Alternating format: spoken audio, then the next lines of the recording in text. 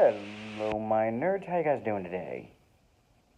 My phone's acting weird. I wonder if they even caught the beginning of this. I'll double check. You'll notice I'm not in my truck. I'm currently in a hotel. The air conditioner went out on my sleeper, so it was getting kind of hot out, so company offered to get me a hotel room for the night. I am still kind of tired, so I might take a nap after watching this, you know? But anyway, so, what was I going to talk about? Oh yeah, the second book of the Hollow series by Kim Harrison, The Good, the Bad, and the Undead. Not a bad sequel. Let's see. I'm trying to.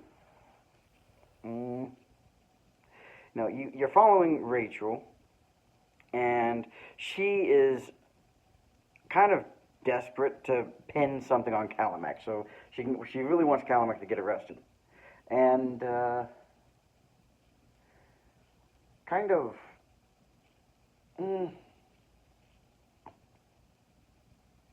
trying to decide how much to give away. Well, basically, the mystery of this story is someone who she gets pulled into kind of a missing persons case, which turns into a murder case, and she's still having to deal with living with Ivy, and all that entails. And one of the downsides of this book, I just got to say this, is that it spends so much time with her panicking over vampires. Like how vampires are making her feel. Because if you remember from the first book, she ended up getting attacked by a demon who was shaped like Ivy. And so apparently, even though it was a demon, it was still a vampire bite. And vampire bites in this universe have a lingering effect. It gets down deep, and basically it's almost a permanent thing. And so it kind of gives off pheromones for vampires, and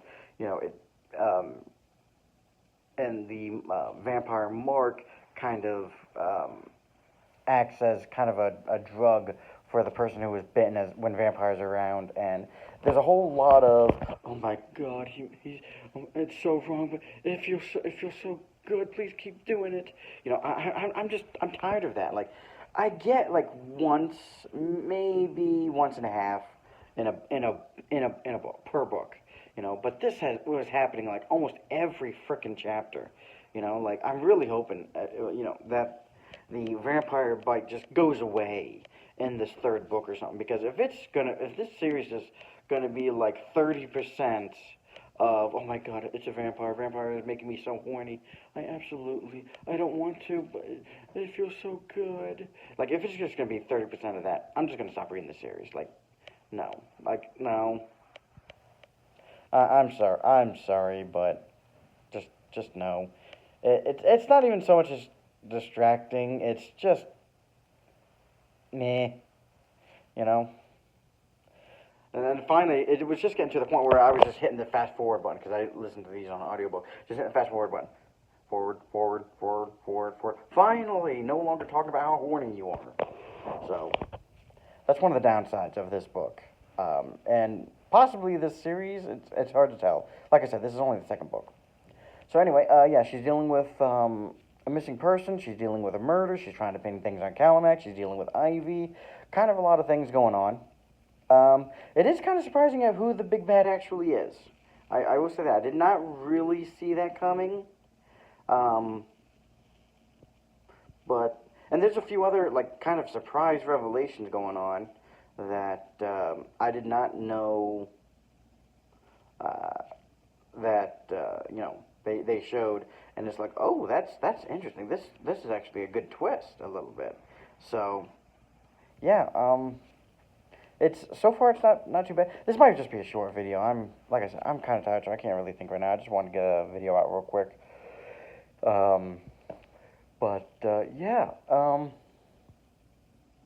So far it's still really interesting.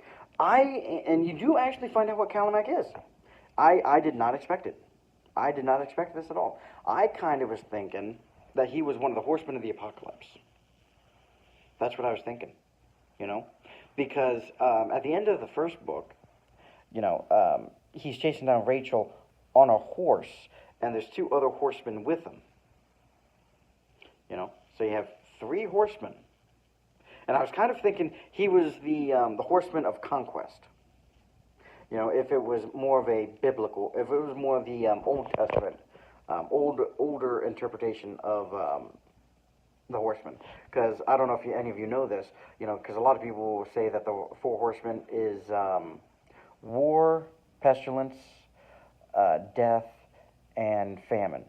When actually, originally, it was war, conquest, death, and famine. So, uh, so yeah, I thought, you know, I thought it was going to be like one of the original versions of the Horseman, and Calimac was the Horseman of Conquest, because he seems like a very conquering individual, you know, and he doesn't like to lose, doesn't like having people get one over on him. So I was definitely kind of seeing him as the Horseman of Conquest. I really thought that was really interesting, you know. But no, he's not that case. So I mean, still a pretty good revelation about what he is. But at the same time, I kind of have to wonder, like, so what kind of powers does he have? You know, because you know you kind of see him dealing with. You kind of see him like gathering people who have these other powers, and so it's like, okay, so if these people have these powers, what powers does he have? You know.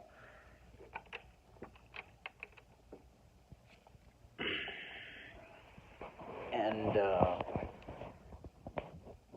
so, yeah, lot of decent twists. I'm going to look into listening to the third book. I'm currently listening to what I believe to be the final book of the Wheel of Time series. I'm kind of scared to finish it, in all honesty, because I've been listening to that thing for months, and it is such a good series that I don't want to finish. I kind of don't want to finish it, but at the same time, you know, it's kind of like, okay, I want to get it done, you know. So gonna be a little bit before that. I think I may talk about some anime for the next episode, for the next video. So we'll see what happens. But I think that's gonna be it for today. A little on the shorter side of things, but yeah. So The Good, the Bad, and the Undead by Kim Harrison. Book 2 of The Hollows. I enjoyed it. Looking forward to the third one, as long as they try to stay away from the fucking, you know, oh, my vampire bite is making me horny, you know. So, yeah. Anyway, you guys be good, have fun, and I will catch you all next time.